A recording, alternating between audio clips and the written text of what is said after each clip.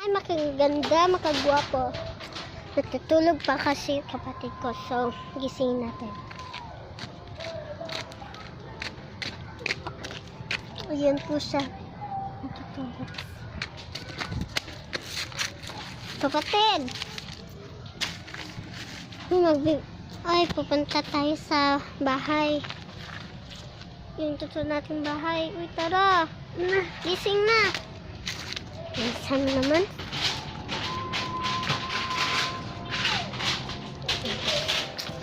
So, ito po pala yung aming brand new car. So, ito po yung bahay namin. Ito. Ito.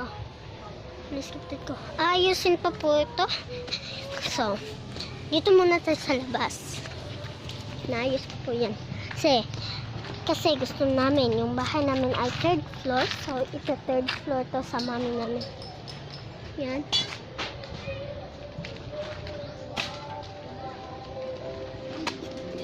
So, papasok muna kami. Ito yung bahay namin.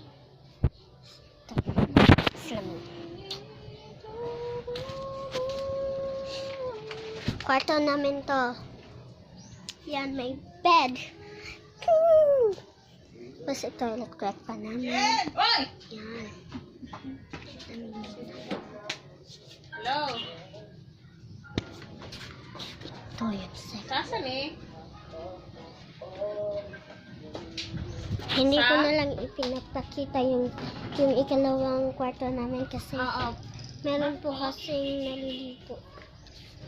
Ito po yung CR namin. Kusina pa po ito. O, inaayos pa. Tapos, ito po CR namin. Yan. Ayan. Diba ang ganda rin CR namin? So, pupunta na po kami sa labas. O, dito pa po kami. Kasi, bumili na kami sa labas para magpapahangin po kami. So, makaganda, makagwapo. Pupuntahan ko muna yung kapatid ko na lakad ng lakad. Sobrang hangin ko dito. Yung buhok ko lumilipad. Ito po yung tindahan namin. Ito po.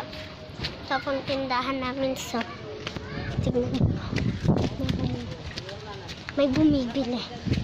Pupuntahan ko na yung kapatid ko na nandun sa kubo namin. Ayan. Ayan siya. So, ito, kumakain siya ng nips dahil ginugutom daw siya. Pahinga. Sana. Bukas, lalakad kami. Pupunta kami sa mall. Mama.